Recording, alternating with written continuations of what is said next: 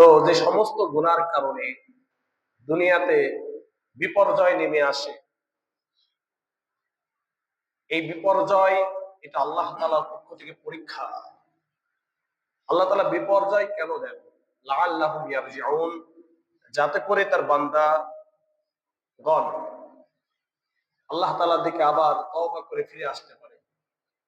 পূর্বের গুনার প্রতি অনুশোচনা বোধ তৈরি হয়ে, লজ্জাবোধ তৈরি হয়ে যেন সে গুনার কথা স্বীকার করে আল্লাহ তাআলার কাছে তওবা করে ফিরে আসতে পারেন।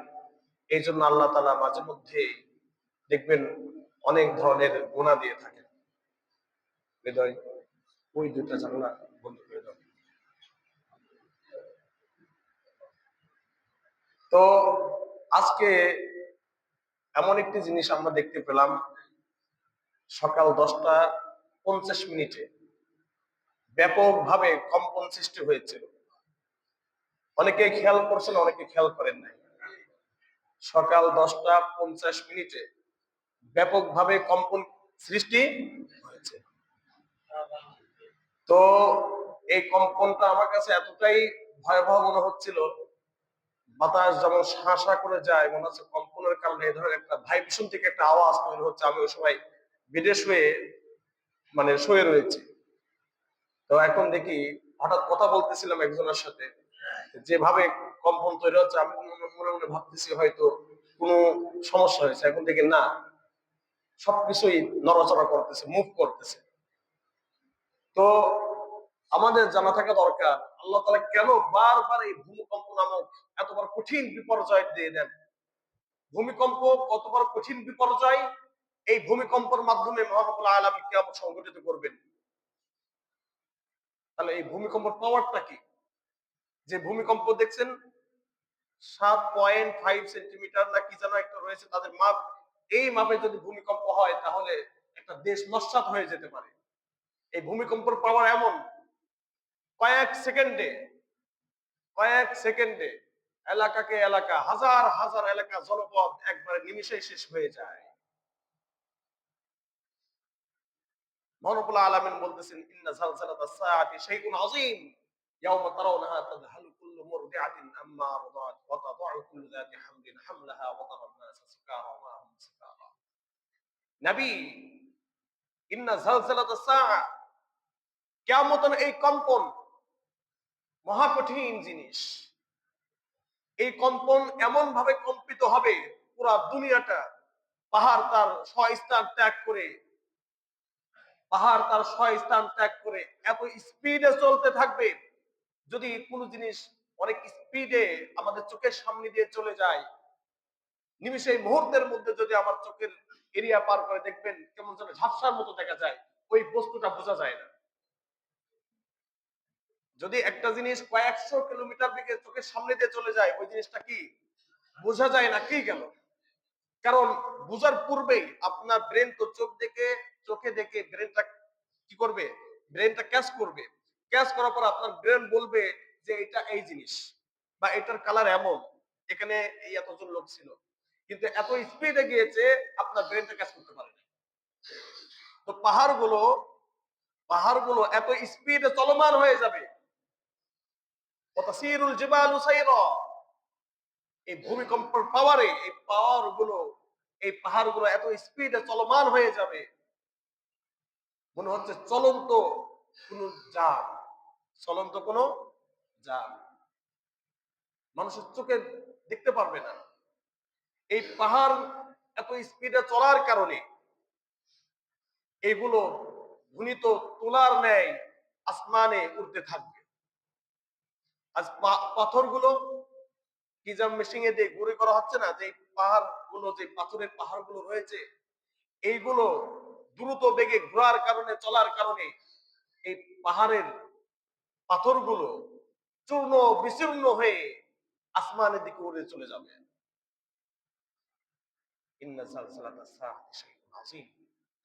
তাহলে এই ভূমিকম্পটা কি পরিমাণটা হবে ওই সময়। দুনিয়ার সবকিছু শুধু তাই না, ইদাস সামাউ ফাতারাত ওয়া ইদাল কাওয়াকিবু ইনতাসারাত ওয়া ইদাল বিহারু ফুজ্জিরাত ওয়া ইদাল কুবুরু বু'থিরাত আলিমাত নাফসুম মা কদ্দামাত ওয়া আখখারাত। সূরাতুল ইনফিতারের মধ্যে আল্লাহ তাআলা বলতেছেন, এই ভূমিকম্প শুধু দুনিয়াবাসী বুঝবে না, এই ভূমিকম্প আসমানেও হবে। এই ভূমিকম্পর পাওয়ারে, এই ভূমিকম্পের আঘাতে আসমান ভেঙে চুরমার হয়ে যাবে। লক্ষ লক্ষ কোটি কোটি মাইল দূর থেকে এই সমস্ত বড় বড় তারকারাজি ভেঙে চুরমার হয়ে এই জমিনের মধ্যে পড়তে থাকবে।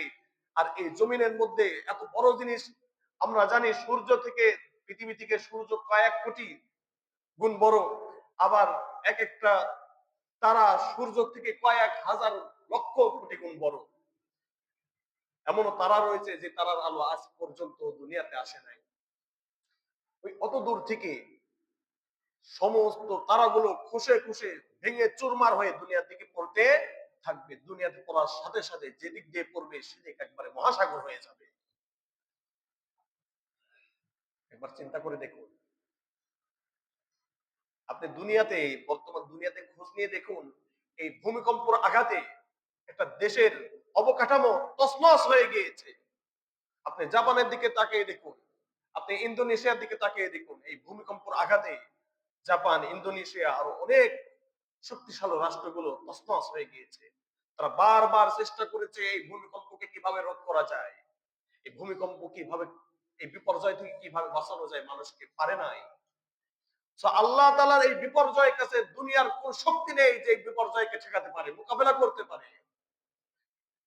তবে এই বিপর্যয় ঠেকাতে পারে একটা জিনিস। আল্লাহ তাআলা বলতেছেন এই বিপর্যয় কিভাবে ঠেকাতে পারে, কোন জিনিসটা ঠেকায় দিবে? যাহারাল ফাসাদু ফিল বাররি ওয়াল বাহরি বিমা কাসাবাত আইদিন নাস। বান্দা, আসমান জমিনে যত প্রকারের বিপর্যয় ঘটে, জমিনের এই স্বাভাবিকতা নষ্ট হয়ে যায় কিসের কারণে? যাহারাল ফাসাদ, জমিনের মধ্যে ফাসাদ ছড়িয়ে পড়ে,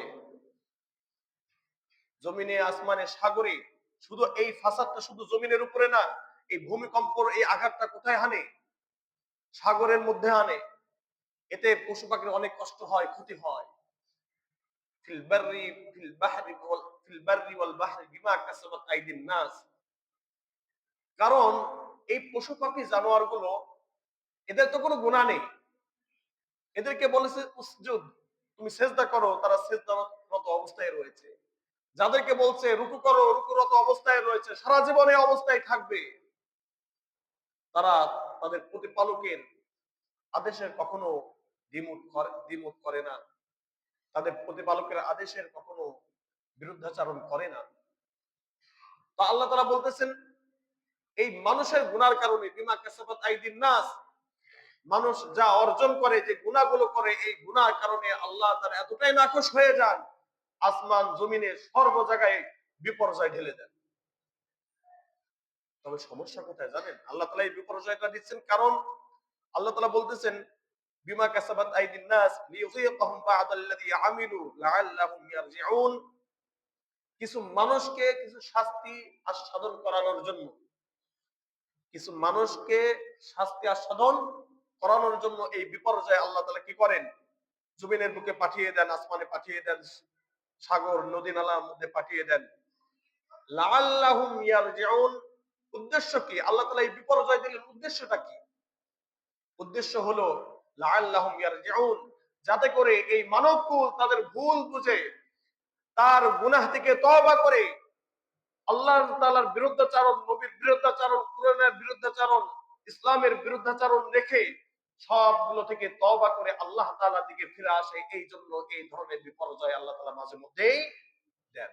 আর আমরা বলি, আমরা এটাকে কিভাবে দূর করা যায় ওই পন্থাতে না হেঁটে, আল্লাহ তাআলা কোরআন হাদিসে যে পন্থা দিয়ে দিয়েছেন সেই পন্থাতে না হেঁটে, সেই পন্থা অবলম্বন না করে আমরা নিজেদের মতো করে ভাবি, নিজেদের মতো করে চিন্তা করি, যার কারণে কখনো কি হয় নাই, এই বিপর্যয় তারা ঠেকাতে পারে না।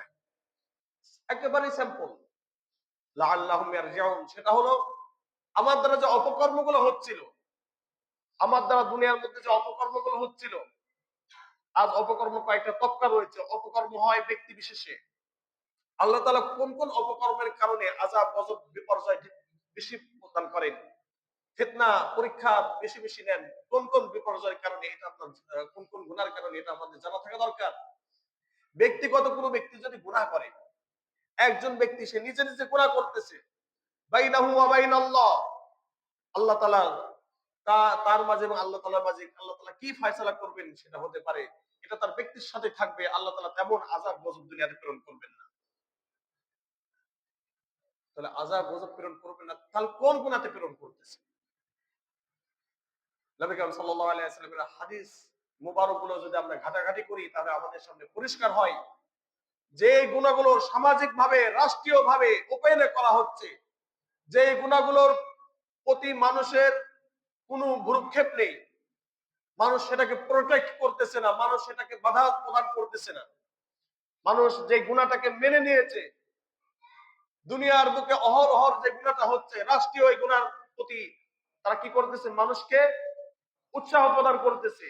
হাজারো মানুষ গুনার প্রতি মানুষকে উৎসাহ প্রদান করতেছে, গুনার দিকে লক্ষ লক্ষ মুসলিম নর নারীকে, মানুষদেরকে কি করা হচ্ছে? অগ্রবর্তী করানো হচ্ছে বিভিন্ন সিস্টেমে, বিভিন্ন কলা কৌশলে। আমরা ওই পথগুলো বন্ধ না করে আমরা মোকাবেলা করার জন্য এসেছি। যা আমরা এই বলি প্রাকৃতিক বিপর্যয়, না, এগুলো প্রাকৃতিক বিপর্যয় নয়। প্রাকৃতিক মানে কি? এটা হলো স্বাভাবিক নেচার, যে দুনিয়াতে থাকলে এগুলো হবে, ঝড় আসবেই। এই ঝড় শুধু ঝড় আসে না, ঝড় আল্লাহকে পাঠান। প্রাকৃতিক বিপর্যয় এগুলো আমরা হাত দিয়ে তৈরি করেছি। প্রাকৃতিক বিপর্যয় কিভাবে? আল্লাহ তাআলা বলতেছেন, ওয়াজআলনা জিবালা আওতাদা, আমি পাহাড়গুলোকে পেরেক স্বরূপ বানিয়েছি। তার মানে দুনিয়াকে ধরে রাখতে হলে পাহাড়গুলো কি? পেরেক। আল্লাহ তাআলা দুনিয়াকে স্থিতি রাখার জন্য, দুনিয়াকে স্থির রাখার জন্য পাহাড়টা কি মেরে দিয়েছেন? পেরেক মেরে দিয়েছেন। আমরা কোনো জিনিস যদি বানাই, সেখানে আমরা আগে পেরেক মারতাম না? আমরা যে বাড়ির স্ট্রাকচার যেখানে বানাই, স্ট্রাকচার ওটাকে কি বলে? মানে ফাউন্ডেশন না, যেই পুরি ঘরগুলো যে বানানো হচ্ছে টিন দিয়ে, যে এটা মানে ছাউনির মতো, এটাকে স্ট্রাকচারের উপর তারপর তো টিন বসায়, ওখানে আগে প্যারাক ব্যবহার করা হতো। নৌকাতে বানায়, নৌকার একটা কাঠ আরেকটা কাঠের সাথে ধরে ধরে থাকে এবং লেগে থাকে, এজন্য প্যারাক মেরে ওটাকে শক্ত করা হতো। তো আল্লাহ তাআলা এই দুনিয়াটা রাখছেন কার উপরে? পানির উপরে। কার উপরে? পানির উপরে। এই জন্য দেখবেন সর্ব জায়গায় পানি, দুনিয়া মাটি খুললে পানি বের হয়, পানির উপরে রাখছেন। পেরেক স্বরূপ আল্লাহ তাআলা পাহাড়গুলো কি করেছেন? রেখে দিয়েছেন, যাতে করে দুনিয়াটা স্থির থাকে। আর আমি আর আপনি কি করতেছি? পাহাড় কেটে কেটে উজাড় করে দিচ্ছি, পাহাড় কেটে কেটে উজাড় করে দিচ্ছি। এ তো গেল একদিকে, এক শ্রেণীর মানুষ পাহাড় কাটাতে ব্যস্ত, আর এক শ্রেণীর মানুষ গুনাহ করার মধ্যে ব্যস্ত। একদিকে আপনি পাহাড় কেটে দিচ্ছেন, অপরদিকে আপনি কি করতেছেন? গুনাহ করতেছেন। যে গুনার কারণে আল্লাহ তাআলা পানিকে বলে, পানি একবার মুখ করো, একবার নড়াচড়া করো, পুরো দুনিয়া কেঁপে ওঠে, পুরো দুনিয়া কেঁপে ওঠে। যদি সাগরের উপরে বা নদীর উপরে কোনো নৌকা থাকে, জাহাজ থাকে, নদীর নিচ দিয়ে যদি ঢেউ যায়, তাহলে জাহাজটা একটু ঢেউতে পারে না? পারে কি? একটু নড়াচড়া করে না? তো দুনিয়াটা রয়েছে কার উপরে? পানির উপরে। যখন নিচ দিয়ে ঢেউ একটু নড়াচড়া করে, তার পুরো দুনিয়াটাই কেঁপে ওঠে। আর নড়াচড়ার মাত্রা যদি বেশি হয়ে যায়, তাহলে দুনিয়ায় ধ্বংস হয়ে যাবে। তা আল্লাহ তাআলা দুনিয়া ধ্বংস করবেন না নির্দিষ্ট একটা সময়, যে সময়টা কে জানেন? শুধুমাত্র এক আল্লাহ। আল্লাহ তাআলা এই জ্ঞান কোন ফেরেশতাকে দেয় নাই, এই জ্ঞান কোন নবীকে দেয় নাই, কাউকে দেয় নাই। এই জ্ঞান শুধু কার কাছে রয়েছে? দুনিয়া ধ্বংস কখন হবে, এই জ্ঞান শুধুমাত্র আল্লাহ তাআলার কাছে। তো প্রিয় উপস্থিতি, বলতেছিলাম আমরা আমাদের পরিবেশটাকে নষ্ট করে ফেলতেছি। একটা হলো বাহ্যিক দৃষ্টিতে যে জিনিসগুলো করলে পরিবেশ নষ্ট হয়, গাছ কেটে নষ্ট করতেছি, পাহাড় কেটে নষ্ট করে দিচ্ছি, এটা আমাদের প্রয়োজন ছিল না, কিন্তু এখন আমরা এটা কেটে কেটে নিজের স্বার্থ হাসিল করার জন্য সবগুলো কেটে নস্যাৎ করে ফেলতেছি। অপরদিকে গুনাহ, 2 নাম্বার কাজ যেটা করতেছি, যার কারণে আল্লাহ তাআলা পরিবেশ নষ্ট করার কারণে আল্লাহ তাআলা আযাব গজব দিচ্ছেন, গুনাহর মাধ্যমে আমরা পরিবেশ নষ্ট করতেছি। এটাই সবচেয়ে টার্নিং পয়েন্ট, এটাই সব, এটা হলো বিগ রিজন, বড় কারণ। এটা হলো সবচেয়ে বড় কারণ, এটা যে গুনাহ। আল্লাহ তাআলা বলতেছেন, এই গুনার কারণে তোমাদের উপরে বিপর্যয় চাপিয়ে দিই। তো এই বিপর্যয় চাপানোর পরও আমরা সতর্ক হই না। আরো বড় পরিতাপের বিষয়, ইতিপূর্বে মহানবুল আলম যে সমস্ত জাতিকে ধ্বংস করেছেন, ওই সমস্ত জাতিকে অনেক সময় অনেকভাবে পরীক্ষা করা হয়েছে।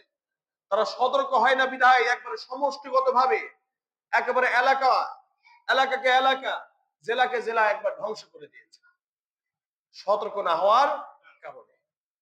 আজ আমরাও সতর্ক হচ্ছি না। আমাদের অবস্থা যদি এমনই থাকে, আমাদের যদি অবস্থা কোন পরিবর্তন না ঘটে, এক সময় আমাদের রাষ্ট্র, আমাদের এলাকা ধ্বংস হয়ে যাবে। তো যে সমস্ত গুনার মাধ্যমে দুনিয়ার পরিবেশ নষ্ট হয়ে যায়, এই কিছু গুনাহ আমি আপনাদের সামনে তুলে ধরতেছি। এক নম্বরে জিনা। এক নম্বরে কি গুনাহ? এক নম্বরে জিনার গুনাহ। এই জিনার গুনাহ এতটাই ভয়াবহ, এক নম্বর পরিবেশ নষ্ট করে দেয়, একটা জাতির মেরুদণ্ড ভেঙে চুরমার করে দেয়। আপনারা বলতে পারেন, হুজুর কিভাবে মেরুদণ্ড ভেঙে দেয়? একটা জাতির মেরুদণ্ড হলো যুবক। কারা? যুব সমাজ। এই যুব সমাজ যখন জিনা ছড়িয়ে পড়ে, তাহলে সবচেয়ে এর প্রতি আকর্ষণ কাদের বেশি? যুবকদের বেশি। এই যুবকরা যখন গুনার মধ্যে লিপ্ত হয়, তাদের মধ্যে যে ইসলামী চেতনা, তাদের আত্মিক যে শক্তি, এই আত্মিক শক্তি নষ্ট হয়ে যায়। কোন শক্তি নষ্ট হয়ে যায়? আত্মিক শক্তি নষ্ট হয়ে যায়। যে আত্মিক শক্তি থেকে শরীরের শক্তি তৈরি হয়, অপরাধ মোকাবেলা করার জন্য যে শক্তি তৈরি হয়, অপরাধ মোকাবেলা করার জন্য যে মন মানসিকতা তৈরি হয়, সেটা নষ্ট হয়ে যায়। শরীরে শারীরিক শক্তি ঠিকই থাকে, কিন্তু কোন শক্তি নষ্ট হয়ে যায়? আত্মিক শক্তি। আত্মার একটা শক্তি রয়েছে, যে শক্তি তার মধ্যে এমন একটা শক্তি যোগায়, যে শক্তি বলে সে অপরাধকে প্রোটেক্ট করে, সে অপরাধকে ঘৃণা করতে পারে। কি করতে পারে? যে শক্তি বলে অপরাধকে সে ঘৃণা করে। একটা মানুষ এক সময় একটা জিনিসকে ঘৃণা করত, এটাকে অপরাধ মনে করত, দেখবেন ওই মানুষটাই কয়েকদিন পরে সে এটাকে দ্বিধার্সে করে যাচ্ছে। কারণ সে এমন গুনার মধ্যে লিপ্ত হয়েছে, যে এই গুনাটা তার আত্মিক শক্তি, যে আত্মিক শক্তি তাকে অন্যান্য গুনাহ দেখলে গুনাহ মনে করায় দিত, গুনাহ থেকে বিরত রাখতো। সে আত্মিক শক্তি নষ্ট হওয়ার কারণে সে এখন ওটাকে আর তেমন কিছু মনে করে না। ডে বাই ডে, একের পর এক, তার মাধ্যমে অনেক কঠিন থেকে কঠিন গুনাহ হতে থাকে। যে লোকটা এক সময় গান বাজনাকে অপছন্দ করত, যে লোকটা এক সময় নাচ গানকে অপছন্দ করত, যে ব্যক্তিটি এক সময় এইভাবে প্রকাশ্যে গালিগালাজকে অপছন্দ করত, ওই ব্যক্তি এখন এটার মধ্যে লিপ্ত হয়ে গিয়েছে। সে নিজে এখন গান বাজনা করে বেড়ায়, সে নিজে এখন অনেক খারাপ কিছু করে বেড়ায়। তাহলে কিভাবে আমরা ভালো পরিবেশ পাবো? নবী করিম সাল্লাল্লাহু আলাইহি ওয়াসাল্লাম বলছেন, লাম তাযহারিল ফাহিশা ফি কওমিন ক্বাত্তু হাত্তা ইউ'লিনু বিহা ইল্লা ফাশা ফীহিম আত-তাউন ওয়াল আওজা'উ আল্লাতী লাম তাকুন ফি আসলাফিহিম। নবী করিম সাল্লাল্লাহু আলাইহি ওয়াসাল্লাম হাদিসের মধ্যে ইরশাদ করেছেন, যখনই কোনো জাতির মাঝে গুনাহ প্রকাশিত হয় এবং এই গুনাহকে তারা প্রকাশ্যে করতে থাকে, যখনই কোনো জাতির মাঝে প্রকাশ্যে গুনাহ কি হয়, মানুষ লিপ্ত হয়, আমি আর আপনি যে গুনাহটাকে সহজ মনে করি, যে গুনাহটাকে গুনাহই মনে করি না, সেটা হলো গান বাজনা, নাচ গান। নাচ গান, গান বাজনা, এটাকে আমরা অনেকে গুনাহ মনে করি না। দেখেন আমাদের ছেলের বিয়েতে, ছেলের সুন্নাতে, খাতনাতে, অমুক তারিখে, পার্টিতে, হাবি জাবি, অমুক দিনে, তমুক দিনে, সব জায়গায় কি হয়েছে? নাচ গানের ব্যবস্থা করা হয়েছে। আমি আর আপনি নাচ গানকে একেবারে সহজ করে নিয়েছি। অথচ নবী করিম সাল্লাল্লাহু আলাইহি ওয়াসাল্লাম কোন হাদিসে ইরশাদ করেছেন, যখন মানুষের মাঝে নাচ গানের বেশি ব্যাপকতা লাভ করবে, তখন ওই সময়কার মানুষদেরকে খিনজির, জানোয়ারে, বানরে বা খারাপ পশুতে রূপান্তরিত করে দেওয়া হবে। নাউজুবিল্লাহি মিন যালিক। একবার চিন্তা করে দেখুন, আপনার ছেলে বা আমি, আপনি বা আমাদের কেউ আত্মীয় স্বজন গান বাজনা করতে করতে তারা খিনজির হয়ে গিয়েছে, শয়ার হয়ে গিয়েছে, তখন কেমন লাগবে আপনার পিতা হিসাবে? আপনার বাপ হিসাবে আপনার কেমন লাগবে? আপনার অভিভাবক, আপনি অভিভাবক হিসাবে তখন আপনার কেমন লাগবে যখন খবরটা আসবে যে ওখানে তো কিছু খিনজির ঘোরাফেরা করতেছে, অথচ তারা কি ছিল? মানুষ ছিল, আল্লাহ তাআলা আযাব নামিয়ে দিবেন, তাদেরকে অন্য পশুতে রূপান্তরিত করে দিবেন, নিকৃষ্ট পশু। নিকৃষ্ট পশুতে গরু ছাগল রূপান্তরিত করবেন না, নিকৃষ্ট পশু কুকুর, বানর বা যে সমস্ত পশুগুলা নিকৃষ্ট, আমরা যেগুলা দেখলে ঘৃণাবোধ আমাদের মধ্যে জাগ্রত হয়, এমন পশুতে রূপান্তরিত করে দেবেন। নাউযুবিল্লাহি মিন যালিক। এ একটা বিষয়। আর একটা বিষয় হলো তাদেরকে ধসিয়ে দিতে পারেন। কি করতে পারেন? তাদেরকে ধসিয়ে দিতে পারেন। এই যে গান বাজনা হচ্ছে, আল্লাহর বান্দারা, আমি আর আপনি দিদারসে যে কোনো অনুষ্ঠানে গান বাজনা করে যাচ্ছি, পুরা ফ্যামিলি নিয়ে, পুরা মানুষ নিয়ে আল্লাহ তাআলা হতে পারেন, আল্লাহ তাআলা কি করতে পারেন? হয়তোবা তাদেরকে একবার ধসিয়ে দিবেন, এমন ভাবে ধসিয়ে দিবেন তাদের আর খোঁজ খবর কোনো কিছুই থাকবে না। কারণকে কিন্তু ধসিয়ে দেওয়া হয়েছে, আজ পর্যন্ত কারণে খোঁজ খবর পাই নাই। হাজার হাজার মানুষ এটাকে অবলোকন করেছে ওই সময়কার, তার সমস্ত সম্পত্তি নিয়ে কারণ কিন্তু ধসিয়ে দিয়েছে। কারণকে আল্লাহ তাআলা কিন্তু ধসিয়ে দিয়েছেন, সামুদ জাতিকে, আজ জাতিকে নিঃশেষ করে দিয়েছেন। একবার দেখেন, গবেষণা করেন, চিন্তা ভাবনা করেন, ফিকির করেন। আমি আর আপনি যেই পিতা হিসাবে, অভিভাবক হিসাবে বৈধতা দান করলাম গান বাজনার, আর মনে মনে ভাবতেছি বিয়ের মধ্যে যদি এগুলা না করা হয় তাহলে কি একটা আমার মেয়ের বিয়েটা ভালোভাবে হবে। যে এই পবিত্র জিনিসের শুরু হারাম দিয়ে, সেই সংসারে কি সুখ আছে? ওটা হলো বাহ্যিক সুখ, আর বাহ্যিক সুখ কখনো সুখ হয় না। বাহ্যিক সুখের মধ্যে কোনো সুখ নেই। ভিতরে আগুন জ্বলে, আগুনের খবর আপনার কাছে নেই। কেউ নিষেধ করে না। উপর্যুপরি ইমাম সাহেব যদি এই বিষয়গুলো বয়ান করে, ইমাম সাহেবের উপরে খেপে যায়, বলে ঠিক কিনা? আপনাদের ইমাম সাহেবকে এত এত কাছে জিনিস না, একবার লোক তুলবে তার লোকই ভেঙে দেওয়া হবে ইনশাআল্লাহ। কথা পরিষ্কার। আপনি যদি বল প্রয়োগ করেন, আপনার উপর কি প্রয়োগ করা হবে? বল প্রয়োগ করা হবে, ওই দিন শেষ। এজন্য বল প্রয়োগ করার জন্য এখানে কেউ দাঁড়াবেন না। বল প্রয়োগ করার জন্য কি করবেন না? দাঁড়াবেন না। মসজিদে যদি কাউকে আপনি অপমান করার জন্য দাঁড়ান, আপনাকে মসজিদের মধ্যে অপমানিত করে মসজিদ থেকে বিতাড়িত করা হবে ইনশাআল্লাহ। কারণ এখানে যিনি কথা বলেন তিনি ইসলামের পক্ষে কথা বলেন। কিসের পক্ষে কথা বলেন? আমার বা কোন ইমাম সাহেবের একটা কথা যদি ব্যক্তি স্বার্থে হয়, ইসলামের হাদিস, কোরআন হাদিসের বাইরে হয়, তাহলে অবশ্যই তাকে ধরা হবে যে আপনি এই কথাটা বলছেন রং ওয়েতে, যেটা ইসলামের মধ্যে নেই। কিন্তু ইসলামের হাদিসের মধ্যে রয়েছে, প্রকাশ্যে ভাবে, প্রকাশ্য দলিল রয়েছে। আপনি ইমাম সাহেবকে বাধা দিবেন, এত বড় স্পর্ধা হয়ে গিয়েছে, আপনার স্পর্ধা কখন এখানে কাজে আসবে না। আল্লাহ তাআলা আপনাদের ভিতরে সেই সাহস জাগ্রত করুন, সবাই বলুন আমিন। তো প্রিয় উপস্থিতি, আমি যেটা বলতেছিলাম যে কখনো কেউ জাতিগত ভাবে যারা প্রকাশ্যে গুনার মধ্যে লিপ্ত হয়ে যায়, আল্লাহ তাআলা তাদের মধ্যে কয়েক ধরনের রোগ দেন, বিপর্যয় ঢেলে দেন। এক নম্বর রোগ আত-তাউন। তাউন বলা হয় কঠিন কঠিন রোগ, মানুষ যেটাকে রোগী মনে করে না, এমন রোগ যে রোগে মানুষ মারা যাচ্ছে, সময় দিচ্ছে না। তার মধ্যে আমার কাছে যেটা মনে হয়েছে আল্লাহর বান্দারা, যে আমাদের অনেকে স্ট্রোক করে মারা যায় না? বলেন তো, স্ট্রোক করে যারা, ভালোর যদি কোনো ঔষধ আবিষ্কার হতো তাহলে এত পরিমাণ মানুষ মারা যেত? স্ট্রোক করে হাসপাতালে নিতে নিতে মারা গিয়েছে, মারা গেছে না? প্রিয় উপস্থিতি, একটা জিনিস বোঝা দরকার, যে গুনাহ করে সে মরতে হবে বিষয়টা এমন না। স্ট্রোক সে নাও করতে পারে, অন্য কেউ করতে পারে। আত-তাউন, ওয়াত্তাকু ফিতনাতাল লা তুসিবান্নাল্লাযীনা যালামু মিনকুম খাসসা। আল্লাহ তাআলা বলেছেন তোমরা ওই ফিতনাকে ভয় করো, যেই ফিতনা শুধু গুনাহকারীকেই আক্রান্ত করবে, বিষয়টা এমন না। যখন ফিতনা আসে তখন সবাইকেই কি করে? আক্রান্ত করে।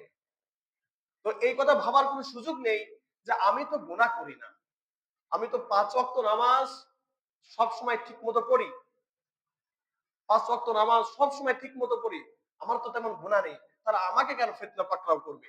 আল্লাহর বান্দা, এটা ভাইবেন না। যখন আযাব আসে, গজব আসে, সবার উপরে একেবারে লাগাতার আসে। এই জন্য এলাকা, পরিবার, পরিজনকে ঠিক করার চেষ্টা করেন। পরিবার পরিজন যখন ঠিক হয়ে যায়, নিজের এলাকা, পাড়া প্রতিবেশীজন, তাদেরকে কিভাবে ঠিক করবেন, নিজের এলাকাকে কিভাবে সঠিক পথের উপর আনবেন, এই চেষ্টা করে যান। একা ভালো থাকবেন সেই সুযোগটা নেই। আত্মাউন, এটা হলো বিভিন্ন প্রকারের রোগ বালা, যে রোগ বালার কখনো কি হয় নাই, ওষুধ আবিষ্কার হয়নি। ওয়াল আওজাউ আল্লাতী লাম তাকুন ফি আসলাফিহিম, এমন সমস্ত রোগ বালা, এমন সমস্ত ক্ষুধামন্দা তৈরি হবে, এমন এমন রোগ তাদের মাঝে দেখা দিবে যে রোগ গুলাইতে পূর্বে যায় নাই। এত দুর্ভিক্ষ, অর্থনৈতিক সমস্যা দেখা দিবে। বর্তমান সমাজে অর্থনৈতিক সমস্যা আছে কি নাই বলেন? আল্লাহর বান্দারা একটু আলোচনা খেয়াল করে শুনবেন। যদি আমাদের দ্বারা সবার সামনে গুনাহ হয়ে যায়, এই গুনার আকার যদি ব্যাপকতা ধারণ করে, পরিবার পরিজন যদি ব্যাপকভাবে গুনাহ করতে থাকে, এক নাম্বার, ওই পরিবার থেকে আল্লাহ তাআলা আর কোনো ভালো কাজ কবুল করবে না। ওই পরিবারকে শাস্তি দেওয়ার জন্য আল্লাহ তাআলা পেরেশানি নামক এমন একটা বস্তু তাদের মাঝে ঢেলে দিবেন, যেটা আর কখনো শেষ হবার নয়। ডাক্তারকে আপনি দেখাচ্ছেন যে অঙ্গ প্রত্যঙ্গগুলো সমস্যা হয়েছে, জোড়ায় তালি দিয়ে ঠিক করে দিল। হাত ভেঙে গিয়েছে, আপনার হার্টের প্রবলেম, মাথা ব্যথা করে, এটা সমস্যা সেটা সমস্যা, সেটা ঠিক হয়ে যাবে। কিন্তু অন্তরের মধ্যে এমন জ্বালা তৈরি করে দিবেন, এমন পেরেশানি তৈরি করে দিবেন, যে পেরেশানি আর শেষ হবার নয়। ডাক্তারকে বলেন, ডাক্তার আমার তো ভালো লাগে না, যা করি তাই খারাপ লাগে, ভালো কাজ করলেও খারাপ লাগে, নামাজে দাঁড়ালেও খারাপ লাগে। কারণ আপনি নামাজে দাঁড়িয়েছেন, গুনাহ মিশ্রিত নামাজে দাঁড়িয়েছেন, এই পুরা দেহটা গুনার উপরে ভিত্তি করে গড়ে ওঠা এমন একটা দেহ নেই। কোথায় দাঁড়িয়েছেন? নামাজে দাঁড়িয়েছেন, যার কারণে নামাজ পড়ে আপনার কি আসে না? শান্তি আসে। অথচ নামাজকে বলা হয়েছিল দিলের প্রশান্তি, নামাজকে বলা হয়েছিল চোখের প্রশান্তি, নামাজকে বলা হয়েছিল সমস্ত অঙ্গ প্রত্যঙ্গের প্রশান্তি। কিন্তু নামাজ পড়তেছি, কিন্তু কি আসে না অন্তরে? শান্তি আসে। মানব বা মানসিক দৃষ্টিকোণ থেকে, মানবিক দৃষ্টিকোণ থেকে একজন মানুষ হিসাবে পেরেশান থাকবেই। কিন্তু এর সাথে যদি আলাদা পেরেশানে যুক্ত হয়ে যায়, আর ভালো লাগে না, দুনিয়া তার কাছে তখন অন্ধকার মনে হয়। এজন্য আসুন গুনাহ ছেড়ে দিই, আমরা গুনাহ ছেড়ে দিই। আজকে যে ভূমিকম্প হলো, এটা এমনি এমনি আসে না, এটা আপনাকে সতর্কবার্তা দিয়ে গেল। আমাদের যুবক শ্রেণীদেরকে সতর্কবার্তা দিয়ে গেল, যুবক তুমি সতর্ক হয়ে যাও, যে কোনো মুহূর্তে তোমাকে ধসিয়ে শেষ করে দেওয়া হতে পারে, যে কোনো মুহূর্তে একটা এলাকাকে ধসিয়ে শেষ করে দেওয়া হতে পারে। এরপরে যদি আমরা সতর্ক না হই, এরপরে যদি আমরা সতর্ক না হই, তাহলে আমাদের পুরো কপাল। ইন্নাল্লাহা লা ইউগাইরু মা বিকাওমিন হাত্তা ইউগাইরু মা বিআনফুসিহিম, আল্লাহ তাআলা বলেছেন যে জাতি, যে পরিবার, যে কওম, যে এলাকার মানুষজন নিজেরা পরিবর্তন হওয়ার চেষ্টা করেন না, নিজেরা পরিবর্তন হতে চায় না, আল্লাহ তাআলা ওই জাতিকে, ওই পরিবারকে, ওই মানুষটাকে কখনোই পরিবর্তন করে না। পরিবর্তন করার সিদ্ধান্ত আপনার। আপনি নিজেকে চেঞ্জ করবেন কিনা, এই সিদ্ধান্ত কার? আপনার। আল্লাহ তাআলা আপনাকে বিবেক দিয়েছেন, আল্লাহ তাআলা আপনাকে কল্ব দিয়েছেন, বুঝার শক্তি দিয়েছেন। আপনার বুঝ শক্তি যদি কাজে লাগিয়ে যদি নিজেকে পরিবর্তন করতে না পারেন, নিজের অবস্থাকে ঠিক করতে না পারেন, নিজের আত্মশুদ্ধি যদি করতে না পারেন, কসম করে বলে আল্লাহ তাআলা আপনাকে কখনোই পরিবর্তন করবে না, আমাকে বা কোন ব্যক্তিকে পরিবর্তন করতেই পারেন না। কারণ আল্লাহ তাআলা নিজেই বলেছে। তাহলে পরিবর্তন করার দায়িত্ব কাদের? আমাদের। হ্যাঁ, পরিবর্তন করার জন্য আপনাদেরকে মোটিভেট করতে পারি, আপনাদেরকে উদ্বুদ্ধ করতে পারি পরিবর্তন করার জন্য। কিছু পরিবর্তন হয় মৌখিক কথার মাধ্যমে, কিছু পরিবর্তন হয় শক্তি প্রয়োগের মাধ্যমে। এই শক্তি প্রয়োগ করবে কে? এলাকার প্রধানগণ। আর এলাকার প্রধানগণকে পাওয়ার দেবে কে? রাষ্ট্রীয় প্রধান। আর রাষ্ট্রীয় প্রধানকে পাওয়ার দিয়েছেন তিনি কে? আল্লাহ। আপনার এলাকায় গান বাজনা হচ্ছে, আপনি এলাকার একজন ব্যক্তি প্রতিনিধি হিসাবে আপনার সর্বপ্রথম দায়িত্ব হলো তাদেরকে কি করা? গান বাজনা বন্ধ করে দিয়ে আপনার এলাকার অবস্থাকে ঠিক রাখা। আপনি প্রতিনিধি হিসাবে আপনার প্রথম দায়িত্ব হলো এলাকায় যত নোংরা মেয়ে রয়েছে, এই মেয়েদেরকে সতর্ক করে দেওয়া, অথবা প্রয়োজনে পড়লে গ্রাম থেকে বের করে দেওয়া, বা নিজ এলাকা বা নিজ শহর থেকে বের করে দেওয়া। কিন্তু প্রতিনিধিরা এই কাজগুলো করবে? ওটার সাথে সাথে দেখবেন গান বাজনা শুরু হয়েছে, জিনার মধ্যে লিপ্ত হয়ে যাচ্ছে। ওটা মানে তিনি যখন ক্ষমতা পাচ্ছেন, তখনই তার খারাপ কাজের মধ্যে লিপ্ত হয়ে যাচ্ছেন। এ হলো আমাদের অবস্থা। আগে ছিল 5 গুণ গুনাহ, সেই গুনাহের এখন 20 গুণ হয়েছে। নতুন পাওয়ার পেয়েছেন, নতুন জোশে, নতুন উদ্যমে আবার নতুন করে গুনাহ শুরু করে। এই উপস্থিতি, এমন ব্যক্তির পিছু কখনো দৌড়াবেন না যে ব্যক্তি একটা এলাকাকে নষ্ট করে দেয়, একটা এলাকা নিয়ন্ত্রণ করতে পারে না, যে ব্যক্তি যুবকদেরকে নিয়ন্ত্রণ করতে পারে না তাদের পিছনে আপনি দৌড়াবেন না, পারবেন তো ইনশাআল্লাহ? লাম তাকুন ফি আসলাফিহিম, এমন সমস্ত আযাব গজব আল্লাহ তাআলা পাঠিয়ে দেন যেটা কি হয় নাই, পূর্বে যায় নাই। প্রিয় উপস্থিতি, আরো কয়েকটি গুনার কথা আপনাদেরকে স্মরণ করে দিই, যে গুনাহটা আমাদের মাঝে থাকার কারণে আজকে এই ধরনের ভয়াবহ অবস্থা তৈরি হচ্ছে। নবী করিম সাল্লাল্লাহু আলাইহি ওয়াসাল্লাম ইরশাদ করেন, ইযা যাহারা যিনা ওয়ার রিবা ফি ক্বরিয়াতিন ফাকাদ আহাল্লু বিআনফুসিহিম আযাবাল্লাহ।